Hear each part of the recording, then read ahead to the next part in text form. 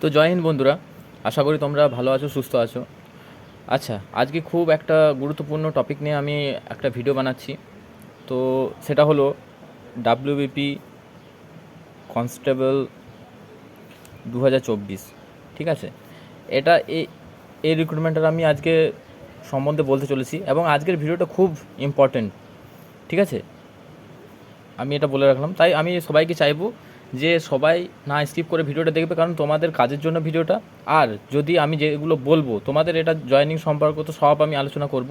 যদি তোমাদের কাজের কিছু মনে হয় এবং রিয়েল যদি মনে হয় তাহলে অবশ্যই শেষে ভিডিও দেখার পর একটা সাবস্ক্রাইব আমি করতে বলবো, কারণ আমার সাবস্ক্রাইব কম আছে, আমি নতুন ভিডিও দিচ্ছি, তোমাদের জন্যই বিশেষ সাপোর্ট করা। তো এটা বলবো, আগে তোমরা ভিডিওটা দেখো। ঠিক আছে, তোমাদের যত সমস্ত কোয়ারি তোমরা থাম্বনেল দেখে বুঝে গেছো, আমি সব কোয়ারি আজকে দূর করব এবং আমিও ডিপার্টমেন্টে আছি। ঠিক আছে, তো আমি কোনো ফেক, ঠিক আছে, ডিপার্টমেন্টে আছি, তো ফেক কিছু বলবো না। আমি যেটুকু জানি, ডিপার্টমেন্টে থেকেও সবাই সব কিছু জানে না, আমি যেটুকু জানি সেটা আমি তোমাদের সামনে তুলে ধরছি আজকে। ঠিক আছে, তো দেখো আমি চলে আসি। প্রথমে তোমাদের যেটা কোয়ারি সেটা এই নোটিশ, রিয়েল অর ফেক। তো এটা আমি কালকে একটা ভিডিওতে বানিয়েছিলাম, যদি কেউ দেখোনি তাহলে দেখে নিও। আমি কেন রিয়েল আমি বলে দিয়েছিলাম, তাও আজকে আমি শর্টে বলে দিচ্ছি, এটা 100% রিয়েল, 100%। ঠিক আছে, কারণ আমরা তো দেখেছি ডিপার্টমেন্টাল মেসেজগুলো কীরকম হয়। তো যেরকম তোমাদের মেসেজ সেকশনে যেগুলো অ্যাড্রেসই থাকে যেগুলো, ঠিক আছে, তো সেগুলো এরকমই থাকে এবং আমি সব পড়ে পড়ে দেখেছি যে সমস্ত অ্যাড্রেসই আছে, তো সেগুলো এই অ্যাড্রেসই থাকে, এই জিমেল অ্যাড্রেসেই পাঠানো হয়। তো 100% রিয়েল এবং সেটা এসবিএসপিএ থেকে জেনারেট হয়েছে, এটা রিয়েল নোটিশ। তো এটা নিয়ে প্রথমেই তোমরা প্যানিক হবে না যে এই নোটিশটা ফেক বা কেউ বানিয়েছে, এটা 100% রিয়েল। ঠিক আছে, তোমাদের অনেকে করবে যে তো আমাদের রেজাল্ট বেরোয়নি, এরকম কীভাবে হলো। তো এরকমই হয়, আগে তোমাদের ট্রেনিং সেন্টারের কত স্ট্রেংথ আছে, কোথায় কীভাবে ট্রেনিং করানো যাবে, তারপরে রেজাল্ট বেরোয়, তোমরা বেশি সময় আর পাবে না, তারপরে রেজাল্ট বেরোয় এবং জয়েনিং তোমাদের হয়ে যায়। তাহলে নোটিশ হলো রিয়েল। ঠিক আছে, আচ্ছা, নোটিশের ভেতরে কী বলা আছে, কখন থেকে ট্রেনিং, কীভাবে ট্রেনিং, এই সমস্ত কিছু কোনো কিছু বলা নেই। তোমরা মেন বডিটা পড়লে তোমরা সাবজেক্টটা পড়লে বুঝতে পারবে যে ওই যে তোমাদের 20টা ট্রেনিং সেন্টার আছে, ঠিক আছে, 20 ট্রেনিং সেন্টার, সেটা ট্রেনিং সেন্টারগুলোতে কতগুলো ইনস্ট্রাক্টর আছে, ঠিক আছে, ইনস্ট্রাক্টর বলতে এটা ইনডোরে ইনস্ট্রাক্টর হয়, ঠিক আছে, আর আউটডোরও হয়। তোমরা অনেকেই জানো, আর যারা জানো না আমি বলে দিই, ইনডোরে যেটা হয় সেগুলো ল ক্লাস, ঠিক আছে, ল সংক্রান্ত তোমাদের যেগুলো সাবজেক্ট থাকে, সেগুলো অনেক সাবজেক্ট থাকে, আইপিসি এলপিসি, তোমরা সকল বুঝে যাবে। ঠিক আছে, ল সমস্ত ব্যাপারটা ইনডোরে স্যাররা দেখেন এবং আউটডোরে যারা ওস্তাদ থাকেন তারা দেখেন। ঠিক আছে, তো কতগুলো ইনস্ট্রাক্টর আছে ট্রেনিং সেন্টারে, কত ইনস্ট্রাক্টর, সেটা স্ট্রেংথটা জানতে বলা হয়েছে। ঠিক আছে, সেই রকম অনুযায়ী ট্রেনিং হবে। যদি কোথাও কম আছে তাহলে সেখানে আবার অন ডেপুটেশন হোক বা পার্মানেন্ট বেসিস হোক, সেখানে স্ট্রেংথ দেওয়া হবে, সেই কারণে এটা চাওয়া হয়েছে। ঠিক আছে, এরপর তোমাদের যেটা সকলের মাথা ব্যথা এবং এই পার্টটা খুবই ইম্পর্টেন্ট। ঠিক আছে, এটার জন্যই ভিডিওটা করা, এগুলো তো সবাই জানোই যে তোমরা দেখেছো যে মানে একটা প্রেফারেন্স দিয়েছে প্রফেশনাল এতজনের ট্রেনিং করানো হবে বা এই লটে এতজন এরকমভাবে বলছে। তো ফার্স্ট লটে তোমরা দেখেছো 7,815 জনের, ঠিক আছে, যারা আছে সেরকম এতজনকে ট্রেনিং করানো হবে, এইভাবে লেখা আছে প্রত্যেকটা ট্রেনিং সেন্টার ওয়াইজ 20টা।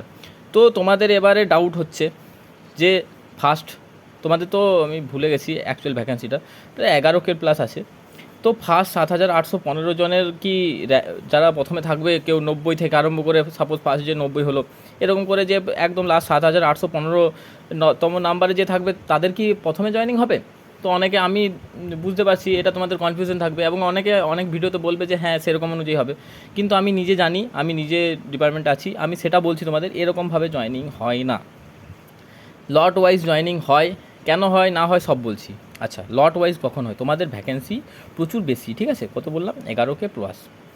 এবারে এগুলো কি হয়, এই এসবিএসপিএ, পিটিএস হালুয়া, কসবা, এগুলো হলো খুব ভালো ট্রেনিং সেন্টার এবং এগুলোতে হোল ইয়ার মানে ট্রেনিং চলতেই থাকে, অনেক ট্রেনিং হয়, তোমরা ডিপার্টমেন্টে ঢুকলে বুঝতে পারবে, অনেক প্রমোশনাল ট্রেনিং থাকে, মাঝে মাঝে অনেক ট্রেনিং আমাদের করতে হয়, লয়ার ট্রেনিং, মাঝে মাঝে ট্রেনিং চলতেই থাকে। তো এবারে সাপোজ 10 জনের যদি ট্রেনিং হয়, তাও এখানে 4টা ওস্তাদ, 4টা ইনস্ট্রাক্টর জড়িত থাকবে।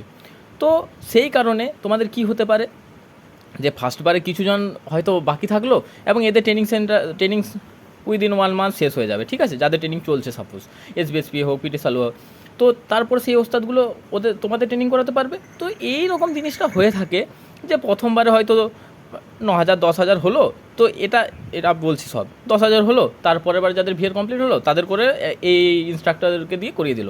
তো এই জিনিসটা হয়। আচ্ছা, এই যে 7,815 জন, এটা এক্সাক্ট নাম্বার নয় যে ফার্স্ট লটে 7,815ই হবে, সেরকম কোনো মানে নয়, এটা চেঞ্জ হতে পারে। আর যদি এটা হয়ও যদি, তাহলে আমি তোমাদের বলে রাখি যে তোমাদের 3,000 4,000 আছে, এটা যে 1 বছর পর হবে সেরকম নয়, কখন 1 বছর পর হয় সেটাও আমি বলবো। আচ্ছা, প্রথমে সাপোজ আমি ধরে নিলাম এটা হয় না, সাপোজ এটা হবে না, ইনক্রিজ ডিক্রিজ হবে, তো যদি হলো তো তারপরে কি হবে? যদি এই জিনিসটা হয়, তার মানে তোমরা ধরে রাখো কোথাও কোনো ট্রেনিং সেন্টার ট্রেনিং চলছে এবং সেটা 1 মাস হোক 2 মাসের মধ্যে হোক, সেটা ট্রেনিংটা শেষ হবে এবং তোমাদের আবার সেকেন্ড লটে জয়েনিং করানো হবে, এবং সেটা 1 থেকে 2 মান্থ 3 মান্থের মধ্যেই হয়ে যায়, ঠিক আছে।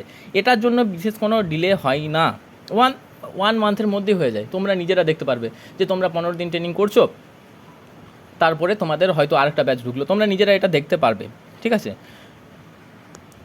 তো সেটা তোমরা দেখা পাবে।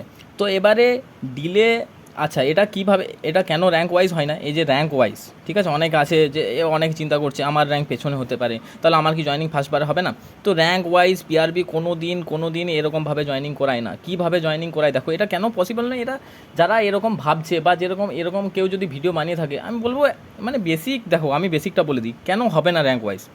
দেখো তোমাদের যেগুলো হয় জোন ওয়াইজ হবে, জোন ওয়াইজ ট্রেনিং হবে, জোন ওয়াইজ তোমরা নিজেরা সব বুঝে যাবে। জোন ওয়াইজ সাপোজ আমি বলছি এই পিটিএস সালুয়াতে সাপোজ বাঁকুড়া, ঠিক আছে, বর্ধমান, ঝাড়গ্রাম, সাপোজ আমি বলছি, এগুলো আমি পরে তোমাদের জানিয়ে দেবো যখন আপডেট পাবো। সাপোজ জয়েনিং হলো, এদের এখানে ট্রেনিং হবে, তো এই যে বাঁকুড়া, বর্ধমান, ঝাড়গ্রাম, এদের কি লিস্টে র্যাঙ্ক ওয়াইজ আছে? এরকমভাবে নেই। যাদের লিস্ট সাজানো থাকবে র্যাঙ্ক ওয়াইজ থাকবে, সাজানো যেটা থাকবে ফার্স্ট টু লাস্ট। কিন্তু যখন ট্রেনিং হবে তখন যারা নর্থে তাদের নর্থার্ন জোনে হবে ট্রেনিং, যারা ওয়েস্টার্ন জোন, এরকম zone wise district wise training হবে, ঠিক আছে। সাপোজ বাঁকুড়ার ছেলে বেশি, তো ওদেরকে সাপোজ 2টো ট্রেনিং সেন্টারে দিল, এটা হতে পারে। কিন্তু এটা নয় যে বাঁকুড়ার 1,000 জন ছেলে আছে, সব 20টা ট্রেনিং সেন্টারে ভাগ করে দেবে, এরকম হয় না, ঠিক আছে। তোমাদের যত কম সম্ভব ট্রেনিং সেন্টারে দিয়ে একটা ডিস্ট্রিক্টের ছেলেকে ট্রেনিং করানো হয়। কোনো ডিস্ট্রিক্টে যদি বেশি ছেলে থাকে তাহলে 2-3টে ট্রেনিং সেন্টারও তাদের পাঠানো হয়। তো তোমাদের এরকম হবে না, র্যাঙ্ক ওয়াইজ হবে না। কিভাবে হবে সেটা আমি বলে দিচ্ছি, ঠিক আছে। এদের জয়েনিং কখন তোমাদের ডিলে হবে আর কখন, এটা খুব ইম্পর্ট্যান্ট, ঠিক আছে। তো যদি সাপোজ ফার্স্ট লট সেকেন্ড লট, এটা হওয়ার চান্স নেই, যদি হলো কিছু জনকে সেকেন্ড লটে জয়েনিং করালো, তো ফার্স্ট লটে কাদের জয়েনিং হবে, ঠিক আছে। ফার্স্ট লট যাদের ভিআর ফার্স্ট হবে, ঠিক আছে, ভিআর ফার্স্ট। আমি বলবো তোমাদের যদি লট ওয়াইজ যদি তোমাদের ভাগ্য খারাপ থাকে যে সেই লটে হলো না, সেটা তো তোমাদের কোনো কিছু করার নেই, তোমাদের নিজেদের হাতে নেই। তোমাদের যেটা হাতে আছে সেটা হলো ভিআরটা জলদি করে কমপ্লিট করা। লিস্ট তৈরি হবে, ভিআর যাদের জলদি হবে তাদের নাম প্রথমে চলে যাবে এবং তাদের জয়েনিং প্রথমে হবে, ঠিক আছে। এটা হলো সত্যতা। র্যাঙ্ক ওয়াইজ তোমাদের র্যাঙ্ক পেছনে আগে দেখে লাভ নেই এবং সেটা তোমাদের হাতেও নেই এবং সেটা হবেও না। তোমাদের ভিআর যেরকম জলদি কমপ্লিট করতে পারবে সেরকম তোমাদের ট্রেনিং হবে। তোমরা যদি ফার্স্ট লটে প্রথম যদি ভিআর কমপ্লিট করতে পারো তাহলে তোমাদের 100% ট্রেনিং ফার্স্ট লটেই হয়ে যাবে এবং তারপরে আরও কিছুদিন সময় হবে। যাদের মোটামুটি হয়তো কিছুদিন ডিলে হলো তাদের হয়তো সেকেন্ড লটে হলো, ঠিক আছে, যাদের হালকা ডিলে হলো। এরপর মেন ঝামেলাটা এরপর কি হবে, এরপর এমনি আমি সাপোজ তোমাদের 11K মধ্যে, আমি তো অনেক ব্যাচ দেখলাম, 11K মধ্যে অ্যাপ্রক্স এটা তো এক্সাক্ট বলা যায় না, অ্যাপ্রক্স 300+, ঠিক আছে, 300 কাছাকাছি বা 300 জন এমন থাকবে যাদের ভিআর অনেক ডিলে হবে এবং তাদের জয়েনিং তোমরা দেখে নিও 1 ইয়ারের মতন ডিলে হয়ে যাবে। এটা তোমরা দেখে নিও, তোমরা নিজেরা বুঝতে পারবে, কারণ তোমরা ব্যাচমেট হবে।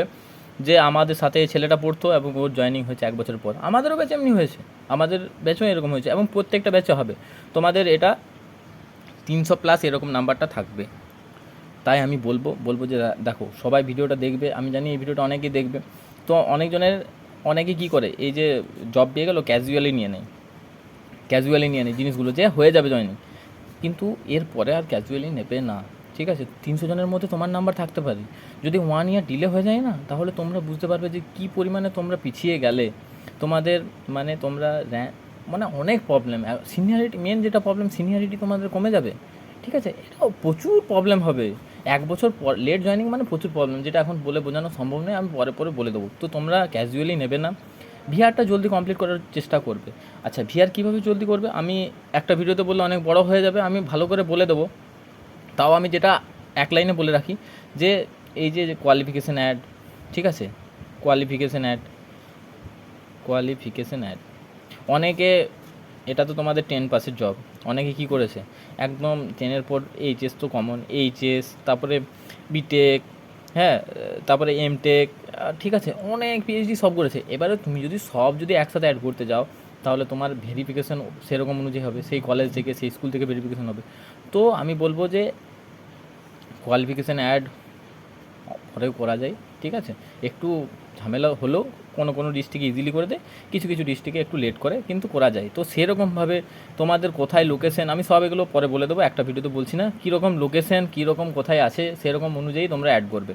আচ্ছা, যদি কোনো ভুল থাকে, বিশেষ করে এই যখন কাস্ট সার্টিফিকেটে এত ঝামেলা, কাস্ট সার্টিফিকেটে যদি কোনো ভুল থাকে, বার্থ সার্টিফিকেটে যদি ভুল থাকে, এগুলো এভিডেভিট করে নেবে, ঠিক আছে। এরকমভাবে তোমাদের ভিআরটা কমপ্লিট করতে হবে যত ইজিতে করা যায়।